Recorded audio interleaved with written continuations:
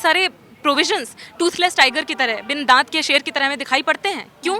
हमारी यूनिवर्सिटी में मैं आपको बता देती हूँ, मैं आईपी कॉलेज से पढ़ी हूँ, मैं यहाँ पर अभी भी मैं विश्वविद्यालय का ही हिस्सा हूँ, छात्रा हूँ। आईपी कॉलेज में, बड़े बड़े कॉलेजेस में सेक्सुअल हरासमेंट होता है। महिलाओं की जो स्थिति है, जिस परिस्थितियों में वो उन समस्याओं का सामना कर रहे हैं, लेकिन उसी का साथ देने वाली दूसरी महिला उसकी विरोधी हो जाती है।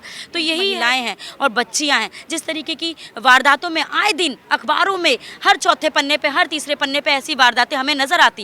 रोज की ये खबर है। ये डाटा भी जो सरकारी बताता है कि हर 15वें दिन में, हर 15वें मिनट पे एक लड़की के साथ बलात्कार होता है, हर 6 मिनट पे एक लड़की के साथ छेड़छाड़ होती है। और वो घटनाएं हैं जो दर्ज होती हैं, ऐसी घटनाएं जो दर्ज तक नहीं होता। हम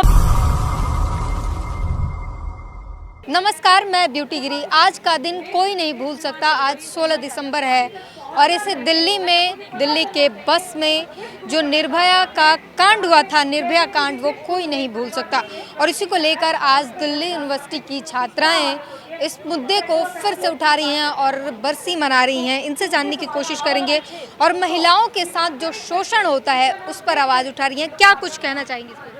आज 16 दिसंबर है, निर्भया कांड हुआ था 2012 में। आज ही के दिन 11 साल हो गए हैं और आज हमें ये सवाल उठाने की ज़रूरत है कि एक समाज के तौर पर, एक महिलाओं के लिए सुरक्षित और बराबरी पर आधारित माहौल के समाज के तौर पर हम कितना आगे बढ़े हैं या हम कितना पीछे चले गए हैं। आज हमने ये 22 पॉइंट चार्टर कैंपेन, 22 सूत्रीय मांग पत्रक अभियान भी हम चला रहे हैं और ये प्रदर्शनी हमने आयोजित की है महिलाओं के मुद्दों पर। आज हम इतना आगे बढ़ गए हैं इस देश में कि 11 साल हो गए हैं निर्भया कांड को, लेकिन इस देश में, हम उसी देश में रह रहे हैं कि जो अमृत महोत्सव जिस दिन मनाता है उस दिन बिल्किस बानो के गैंग रेपिस्टों को, हत्यारों को, उसके परिवार वालों के हत्यारों को माला पहनाकर उनकी सज़ा माफ़ कर दी जाती है। अभी हमने हाल ही में घटना देखी है कि यूपी में इलाहाबाद कोर्ट की एक सिविल जज चीफ जस्टिस ऑफ इंडिया को पत्र लिखती हैं कि मैं इच्छा मृत्यु लेना चाहती हूँ, मैं इतनी मजबूर हो चुकी हूँ, मेरे साथ सेक्सुअल हरासमेंट हुआ है और उसके बाद मुझे न्याय मिलने की बजाय इतना हरास किया जा रहा है कि मेरी जीने की इच्छा खत्म हो गई है। ये चीफ जस्टिस ऑफ इंडिया को, देश की एक महिला न्यायाधीश, अगर स्वयं इस तरीके का पत्र लिखने के लिए, इस तरीके की परिस्थिति में जीने के लिए, मरने को विवश होने के लिए अगर महसूस कर रही है, तो हम और आप अंदाज़ा ही नहीं लगा सकते हैं कि इस देश की जो बहुसंख्यक महिलाएं हैं, जो गैर बराबरी की सीढ़ी के पायदान में सबसे निचले के पायदान पर आती हैं, किसी के घरों में काम करती हैं, किसी के खेत पर काम करती हैं, सफाई कर्मचारी के तौर पर काम करती हैं, सिक्योरिटी गार्ड के तौर पर काम करती हैं, वो महिलाएं किन परिस्थितियों में काम कर रही हैं, जी रही हैं, घुट घुट के मरने के लिए मजबूर हैं, उनकी परिस्थितियों का अंदाजा लगाना मुश्किल है। गुड़गांव में भी हाल ही में एक इंसिडेंट हमारे सामने आता है। हम घरेलू कामगार यूनियन के साथियों के साथ भी काम करते हैं, जहां पर 13 साल की बच्ची को 24 घंटे की डोमेस्टिक वर्कर की तरह काम पर रखा जाता है, नंगा करके उसको मारा जाता है, उसको एसिड से जलाया जाता है, उसके बाल नोच लिए जाते हैं, उसके साथ सेक्सुअल हरासमेंट होता है और प्राथमिकी तक दर्ज कराने के लिए महिलाओं को, नागरिकों को, संगठनों को नाको चने चबाने पड़ते हैं। तो ये सब के लिए पीछे जिम्मेदार कौन है? हमारे सिर्फ और सिर्फ हमारा प्रशासन ही नहीं, सिर्फ पुलिस प्रशासन ही नहीं, हमारी व्यवस्था, हमारी सरकारें साफ तौर पर महिला विरोधी रवैया पूरी तरीके से आचरण अपनाए हुए हैं और महिलाओं में खास तौर पर गरीब महिला विरोधी, दलित महिला विरोधी, आदिवासी महिला विरोधी, अल्पसंख्यक महिला विरोधी और अति पिछड़ी समुदायों से, निचले पायदानों से आने वाली महिलाओं के प्रति खास तौर पर उनका विरोधी रवैया हमें नजर आता है। इसलिए हम ये 22 पॉइंट चार्टर कैंपेन चला रहे हैं, जिसमें हमारी 22 डिमांड्स हैं। बहुत सारी डिमांड्स पर सरकारों का दावा है कि वो काम कर रही हैं या कुछ हद तक आगे पहुंचा चुकी हैं, लेकिन मामला ये है, साफ तौर पर यह कि आज भी देश की, दिल्ली की राजधानी में छोटी छोटी बच्चियों के साथ अगर रेप हो जाता है, निर्भया के बाद बहुत इंपॉर्टेंट डिमांड हमारी थी कि वन स्टॉप सेंटर बने, वन स्टॉप क्राइसिस सेंटर। किसी के साथ रेप हो गया, गैंग रेप हो गया है, तो उसके पहुंच के दायरे में उसके पास एक ऐसा सेंटर हो जहां पर उसको इलाज भी मिले, रिहेबिलिटेशन भी मिले और वहीं पर उसको न्याय भी मिले।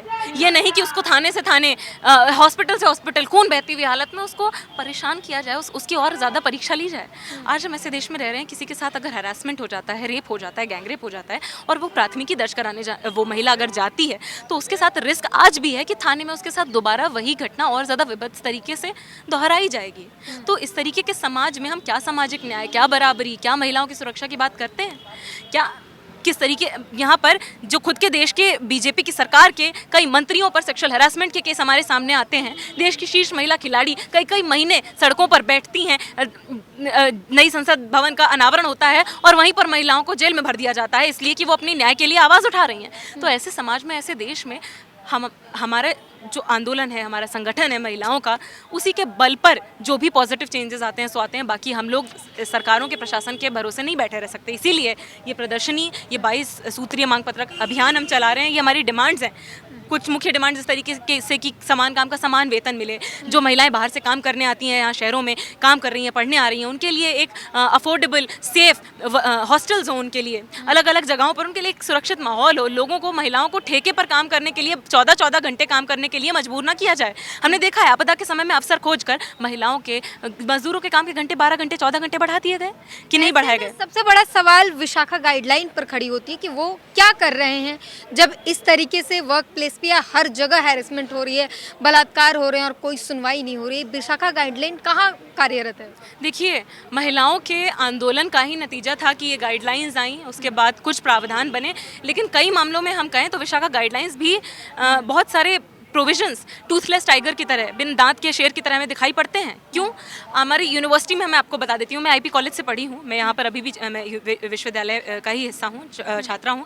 आईपी कॉलेज में, बड़े बड़े कॉलेजेस में सेक्सुअल हरासमेंट होता है, और सेक्सुअल हरासमेंट होने के बाद पूरा तंत्र लग जाता है किस चीज़ में? प्रशासन को बचाने में, और जो छात्राएँ अपने लिए न्याय की आवाज़ उठा रही हैं पूरी शांतिपूर्ण तरीके से कानून व्यवस्था का पालन करते हुए, उनको जेलों में उनको भरा जाता है, बसों में उनको शांत करने की, उनका दमन करने की कोशिश की जाती है। लेकिन जो गाइडलाइंस के हिसाब से इंटरनल कंप्लेंट्स कमेटी, आंतरिक सुरक्षा समिति का प्रावधान होना चाहिए, वो शीर्ष न्यायालयों में भी हमें नहीं दिखाई पड़ता है, शीर्ष कॉलेजों में भी नहीं दिखाई पड़ता है, शीर्ष इंस्टीट्यूट्स में, यूनिवर्सिटीज़ में कहीं पर नहीं दिखाई पड़ता है। वो इंटरनल कंप्लेंट्स कमेटी एक ऐसा इंस्ट्रूमेंट बना दी गई है जो केवल दिखने के लिए मौजूद है, कोई काम करने के लिए या न्याय प्रोवाइड कराने के लिए हमें नहीं दिखाई पड़ती। कई जगह तो इंटरनल कंप्लेंट्स कमेटी का प्रोविजन ही ऐसा है कि जहाँ जो मालिक है उसी को उस कमेटी का हिस्सा बना दिया जाता है। एक बात बताइए, अपने ही केस में जज, जूरी, एग्जीक्यूशनर बना दिया गया है यहाँ पर हरासर्स को, लोगों को, तो कैसे न्याय महिलाओं को मिल पाएगा? तो इसलिए ये अभियान हम आज चला रहे हैं, और ये बात हम जन जन तक पहुंचाना चाहते हैं कि आज समाज को, खासकर महिलाओं को, और महिलाओं में जो जितने ज़्यादा शोषित तबके से आ रहे हैं, जितने हाशिए के समुदाय से आ रहे हैं, उनको समझने की ज़रूरत है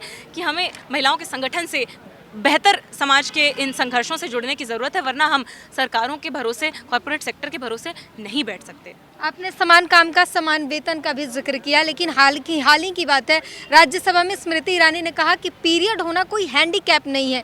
एक पुरुष होकर बता रहा है कि पेड लीव मिलना चाहिए, लेकिन एक महिला बोल रही है कि कोई हैंडीकैप नहीं है, जो मेंस्ट्रुएट नहीं करते वो इस पर ज्ञान ना दे। देखिए, मिलना चाहिए। महिलाओं के बहुत सारे ऐसे मुद्दे हैं जिन कंसर्न्स को संसद में उठाए जाने की ज़रूरत है, उन पर काम करने की ज़रूरत है। मामला ये है कि हमारी सरकारों को केवल उन मुद्दों पर राजनीति करने से मतलब है जिनसे उनको चुनावी फायदा मिलता है।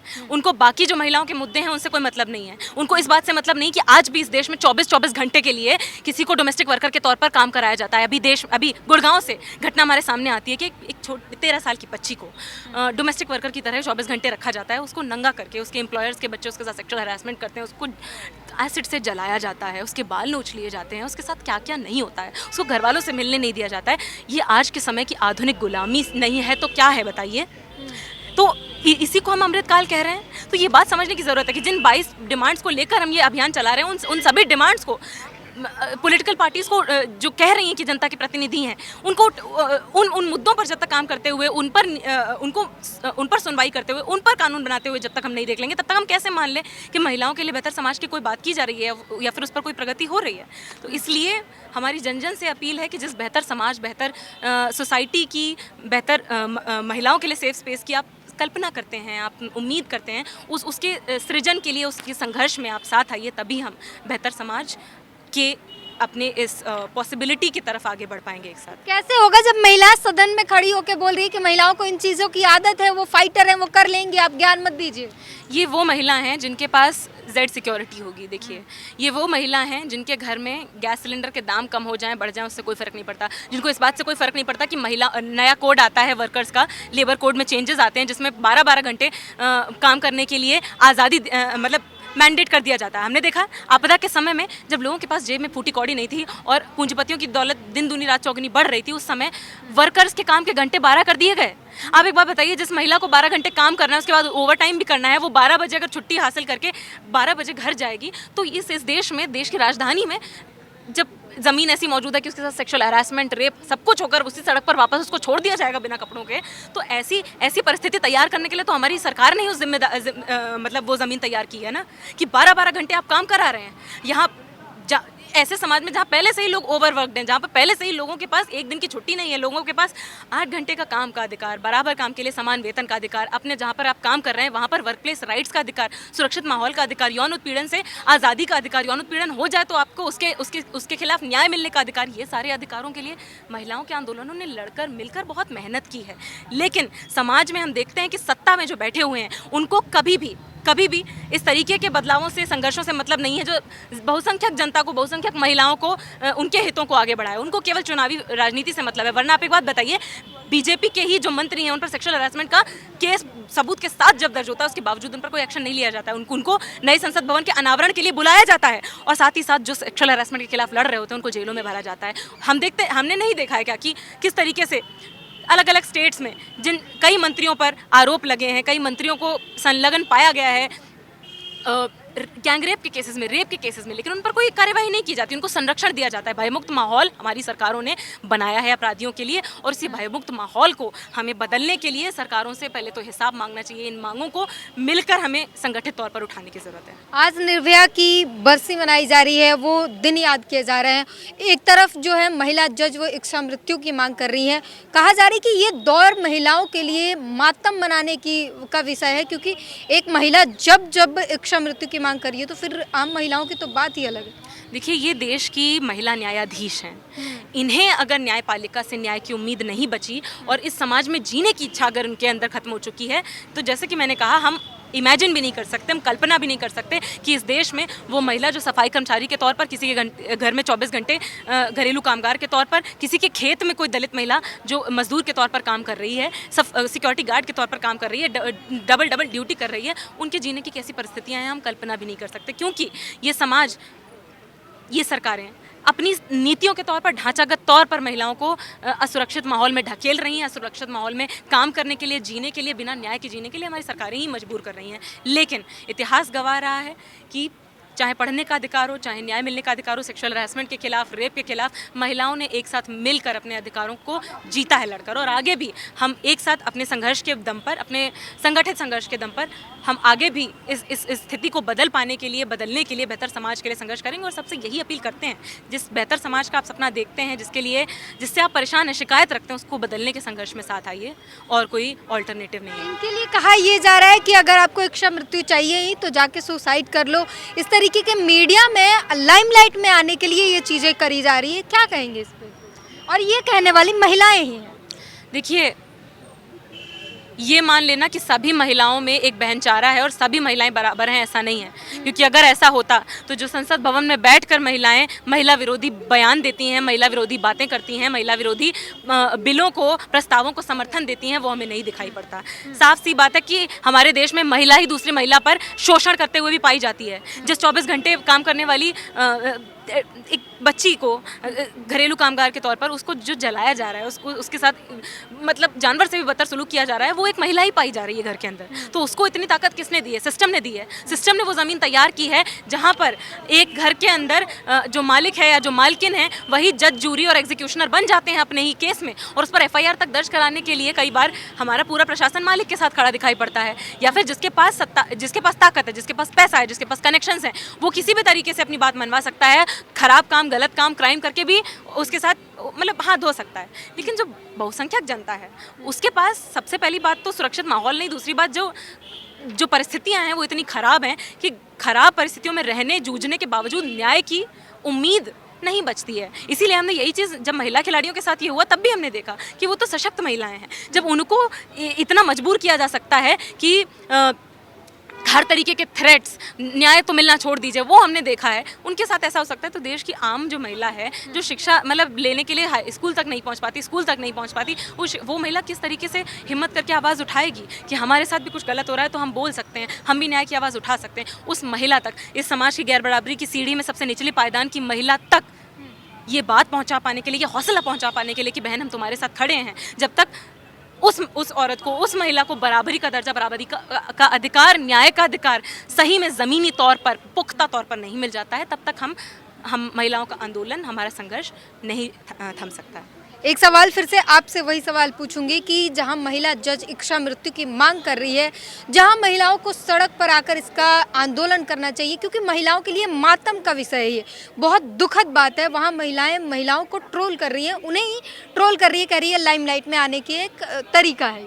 देखिए, ये बात तो है कि महिला के पक्ष में भी नहीं है। वो कौन सी महिला है जो दूसरी महिलाओं के पक्ष में नहीं है?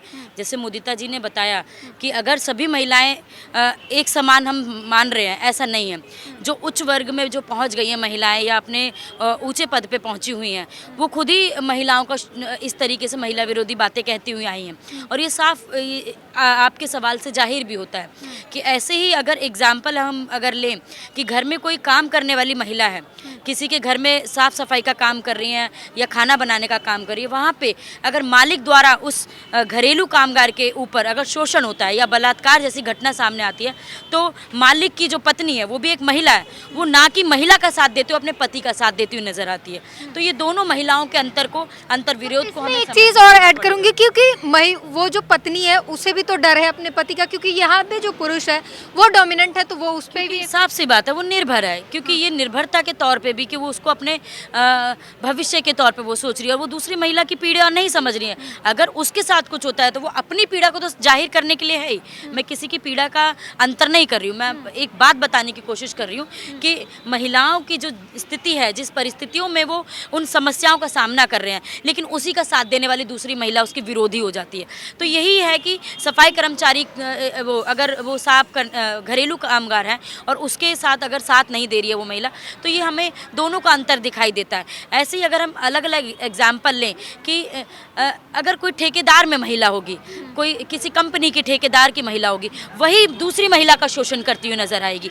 वो कंपनी के अंतर्गत अगर महिलाएं काम कर रही हैं, उन्हीं से पैसा लेती हुई भी महिलाएं नजर आएंगी। 20-20 हज़ार 30-30 हज़ार भर्ती के लिए करा जाता है। ये किस लिए होता है?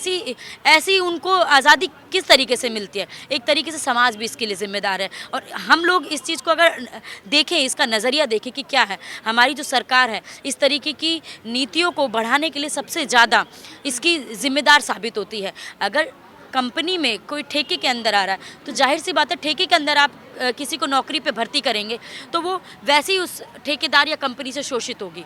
क्यों? क्योंकि डायरेक्ट भर्ती नहीं है, उनसे एक्स्ट्रा काम कराया जाता है। यहाँ तक कि अगर महिला सफाई कर्मचारी है, उनको प्रोफेसर के घर पे जाके रोटी बनाने का भी काम करते हुए ये निकला हुआ है। ऐसा नहीं है कि मैं कोई बात झूठ बोल रही हूँ। हम लोग अलग अलग आंदोलनों में महिलाओं के अलग अलग मुद्दों पर लड़ते हुए कई सालों से हमने अनुभव ग्रहण किया है। उनसे मालूम पड़ा है कि हकीकत में कि जिस तरीके से हमारी व्यवस्था है, अगर किसी महिला के साथ कुछ हो भी जाता है, पहली बात तो उसको ये डर लगता है कि ठेकेदार काम से निकाल देगा।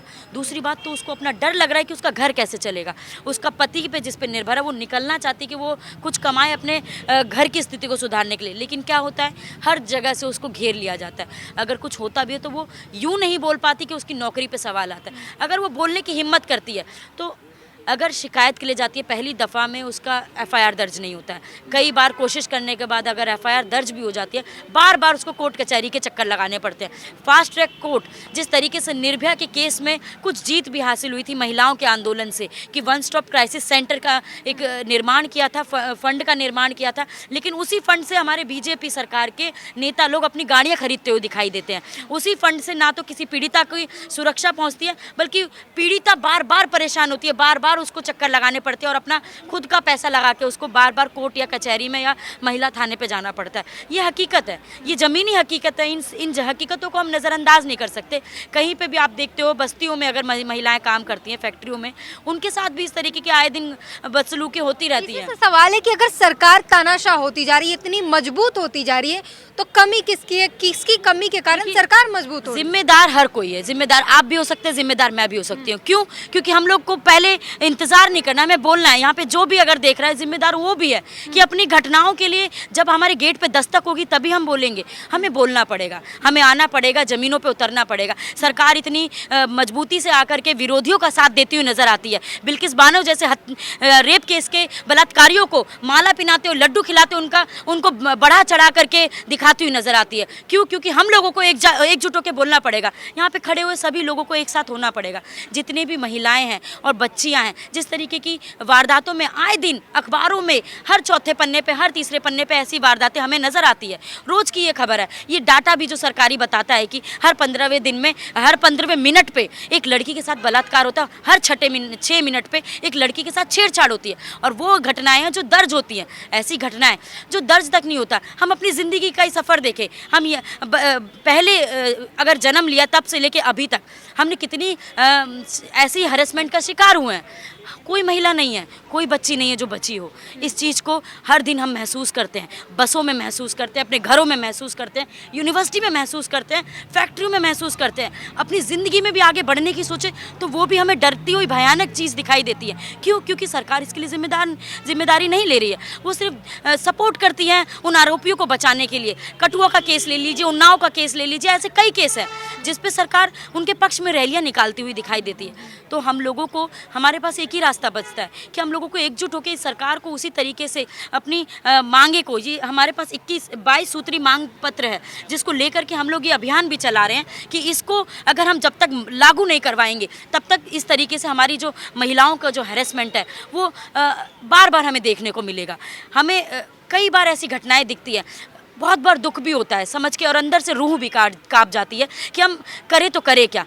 लेकिन आखिर में हमारे पास बचता है सिर्फ संघर्ष, हमारी एकता, हम महिलाओं की वो लड़ाई जो कहीं ना कहीं हमारे पूर्वजों ने लड़ी थी, कहीं ना कहीं उनकी बदौलत जो हमें अधिकार मिले थे उसको पूरे करने की ज़रूरत है, उसके लिए लड़ने की ज़रूरत है और आगे बढ़ने की ज़रूरत है। जिस तरीके से वन स्टॉप क्राइसिस सेंटर की लड़ाई ये सेंटर हमने लड़ाई से जीता है, हासिल किया है, लेकिन आज ज़मीनी स्तर पर नहीं है। मैं खुद, मेरी नानी जब अस्पताल में थी, 12 बजे, रात को 1 बजे, सुबह के 4 बजे, दिन में पूरे 24 घंटे मैंने कई बार उस वन स्टॉप क्राइसिस सेंटर के चक्कर लगाएं कि वो आखिर खुलता कब है।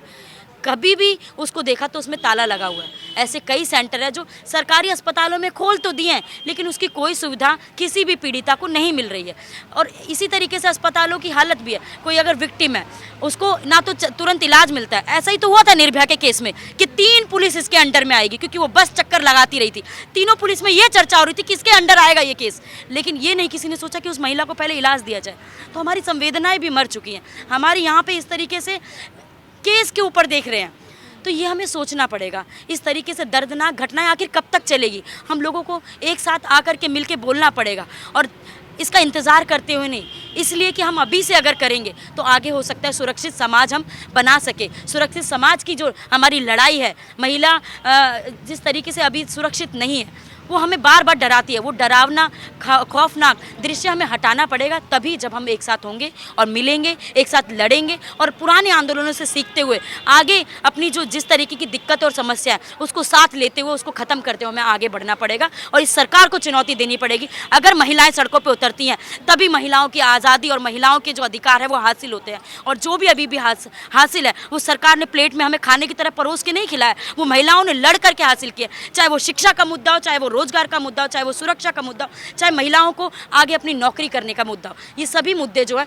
महिलाओं ने लड़कर हासिल करे। और आज भी हम संघर्षशील महिला केंद्र की तरफ से 22 सूत्री मांग पत्र जो हमारा लिखा हुआ है, हम जो जिस पेपर के माध्यम से अपने आने वाले आस पड़ोस के लोगों को बताना चाहते हैं कि हम इन डिमांड पे लगातार लड़ रहे हैं और तब तक लड़ेंगे जब तक ये मांगे पूरी नहीं हो जाती। तब तक हम इस सरकार के सामने ये अपनी मुख्य मांगे सामने पेश करते रहेंगे। धन्यवाद। कई सारी मांगे हैं और महिलाओं की सुरक्षा एक बहुत बड़ा मुद्दा है। और जिस तरीके से कहा जा रहा है कि सुप्रीम कोर्ट की जो है एक महिला जज ही जब मांग कर रही है इच्छा मृत्यु की इजाज़त मांग रही है क्योंकि वो सुरक्षित नहीं है, तो फिर ये महिलाओं के लिए मातम का विषय है और अभी तक इस पर कोई आवाज़ नहीं उठी। ये सबसे बड़ा सवाल है। पूरी बातचीत पर अपनी प्रतिक्रिया ज़रूर दीजिए। कैमरामैन आशीष के साथ ब्यूटी गिरी, धन्यवाद।